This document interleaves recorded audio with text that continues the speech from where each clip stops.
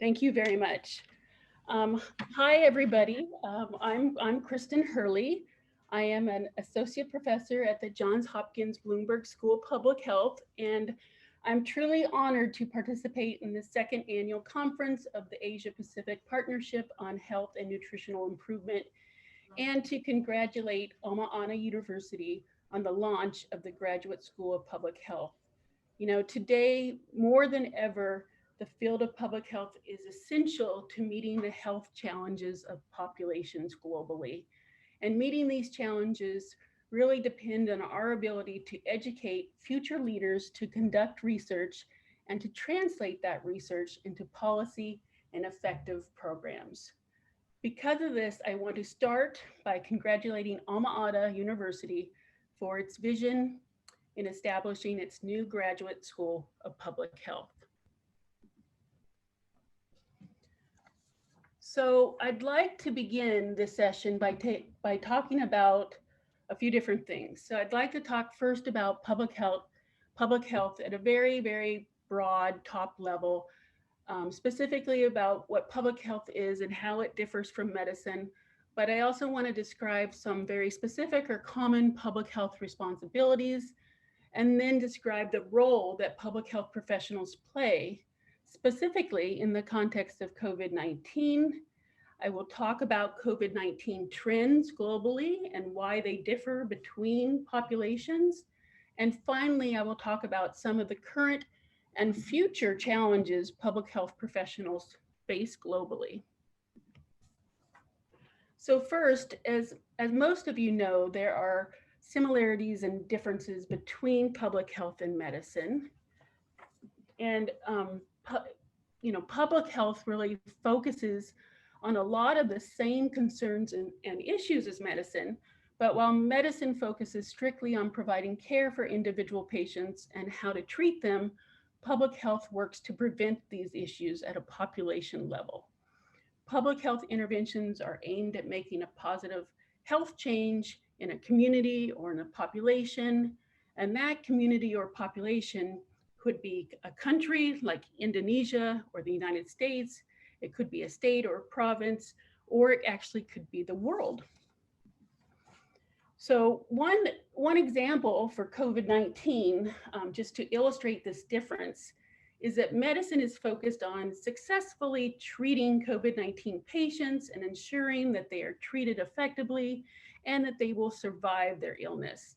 Public health, in comparison, is responsible for understanding the spread in the environment in order to control the pandemic in our communities and to reduce the overall numbers of illnesses and deaths. So, public health professionals, it's a really interesting and exciting career because public health professionals engage in a number of different types of activities. And these activities are what graduate schools in public health, like Alma Ata, train their students to actually do. And so one example is that public health professionals are responsible for what we call disease surveillance or health surveillance. Basically, they're responsible for understanding where cases of disease or health problems are occurring and in what communities they're occurring. They're also responsible for breaking this information down by social and demographic characteristics and for understanding how a disease is actually spreading. This helps us, doing these types of surveillance activities really help us as public health professionals, help us to do our job at controlling a disease, and actually also helps us to begin to think about what the risk factors for the disease at a population level might actually be. Public health professionals also work to ensure equal access to high coverage to essential health services or intervention. And a good example of this is the work that public health professionals do in ensuring equal access to rapid and effective COVID-19 testing. Public health professionals are also responsible for activities like contact tracing, This is also a key tool for public health professionals in order for them to intervene on and to reduce disease and poor health and reduce the spread of disease and poor health. Public health professionals also work to ensure equity and access to essential health services across populations. They work to understand and address inequities and risk factors and exposures, as well as they work to make sure that the resources necessary to protect people from disease and poor health are distributed across an entire population in an equal way, and that makes certain that certain segments of the population are not left behind. In addition, public health professionals are responsible for conducting research.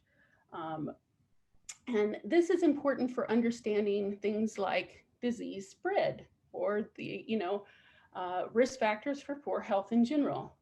Uh, we also need to do, public health professionals also need to do research to test drugs. They do research to test things like vaccines. They do research to test behavioral interventions.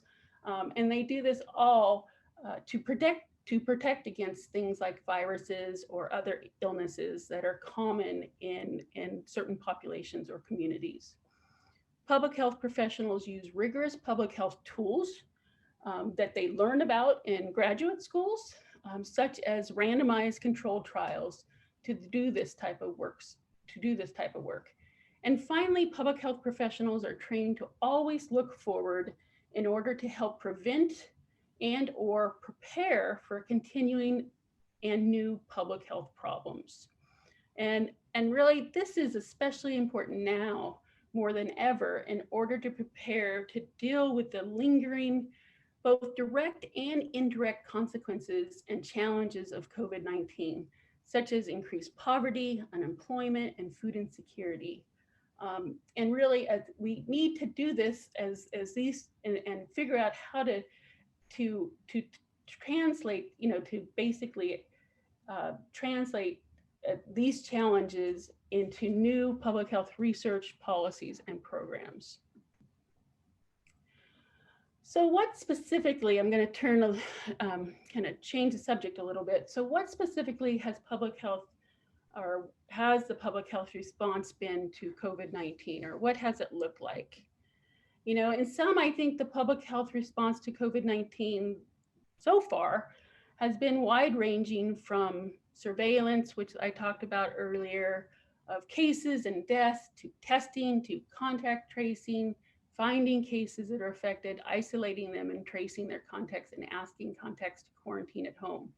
Public health professionals have also been working to find ways to increase access to medical care and to ensure that all people, no matter what their social standing or their demographic characteristics, that all people get the best care possible.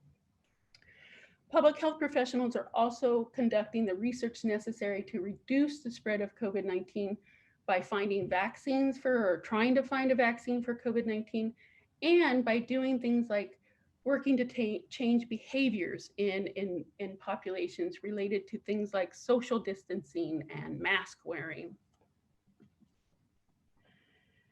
So why do COVID-19, again, just turning to a little bit different subject, why do COVID-19 trends differ across countries or even differ within the same country? So there's a lot of different reasons why we see different COVID-19 trends among countries or even within the same country. When you look at COVID-19 at a global, at a national or a subnational level, you can identify or start to identify trends.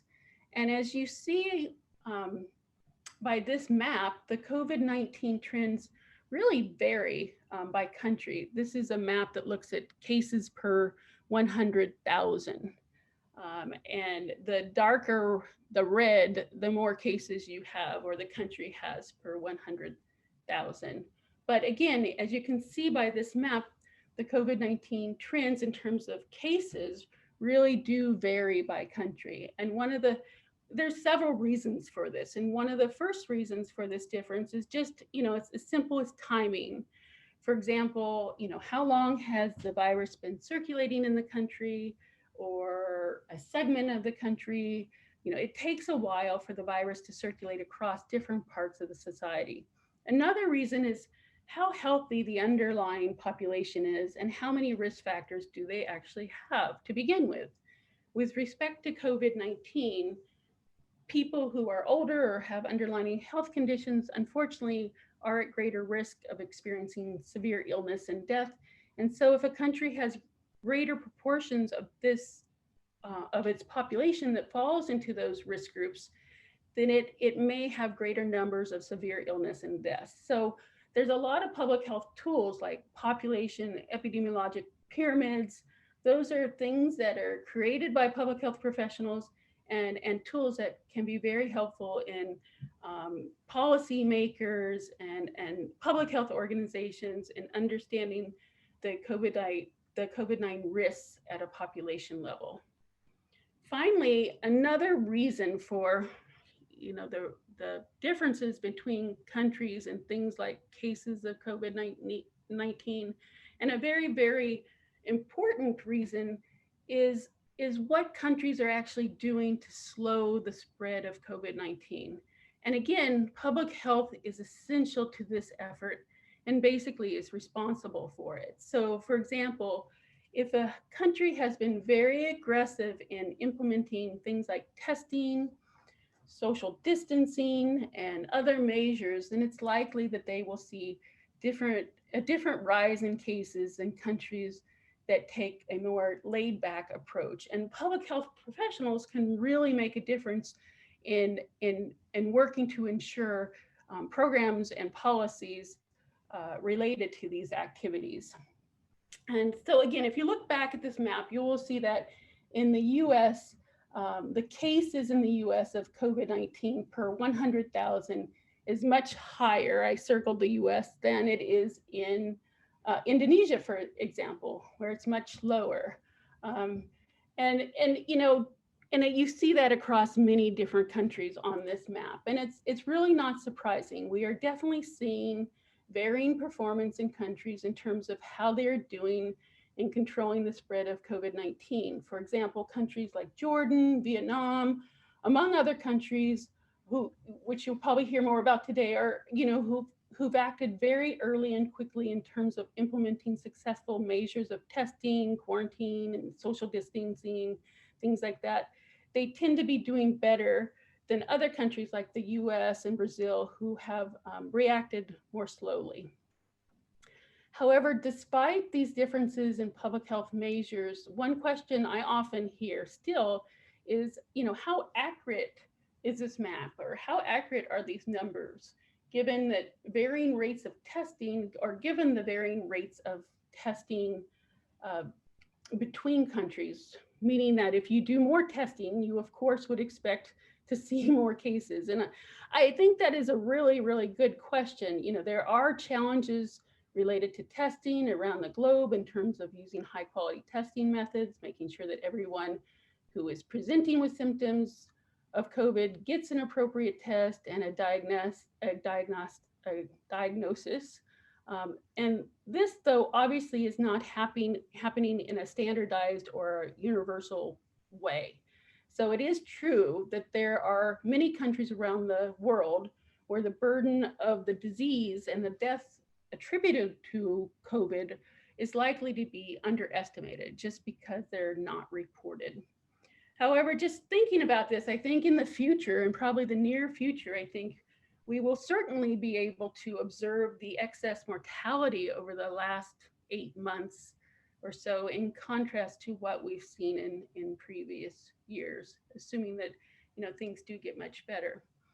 And I think that will give us a much more accurate, but also a much more stark picture of the real impact of this pandemic, both globally and across different countries.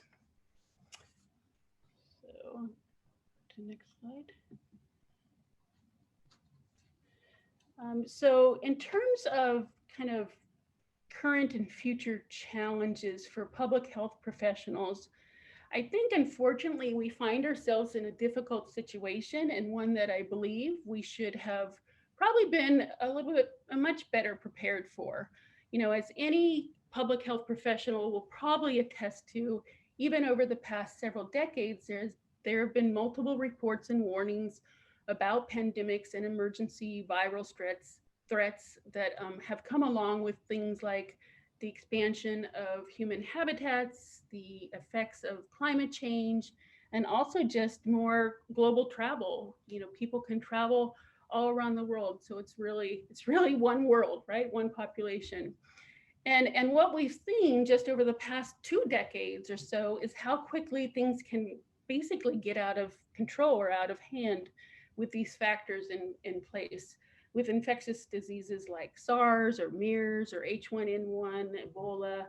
So this really is not something public health professionals should have been too surprised to see, um, but something that sadly the global society as a whole, I think, still was pretty unprepared to address. So I think in some, there's much work to be done in public health looking forward. For example, we're just now really starting to understand the long-term effects of COVID-19 on things like neurological complications and cardiovascular complications, but also in many parts of the world, COVID-19 has disrupted decades of gains that we made in global public health, whether we're talking about vaccines in under 5 children or talking about nutritional improvements or gains in maternal and child health. And frankly, it's going to probably take years to undergo the damage done by COVID-19. And this includes not just through the direct, really tragic loss of life that we've seen, but also through the many indirect consequences of this virus. Um, Things like the increase in world hunger or increase in food insecurity. So really, again, to wrap this up, I and to wrap it up on a more positive note, I wanted to go back and repeat what I said at the beginning of my talk, that today more than ever the field of public health is essential to meeting the health challenges of populations, and that meeting these challenges depend on our ability to educate future leaders, to conduct research, and to translate that research into policy and effective programming. And because of this, I just wanted to end my talk once again by congratulating Alma Ata University for its vision in establishing its new graduate school of public health. So thank you very much for listening, and thank you.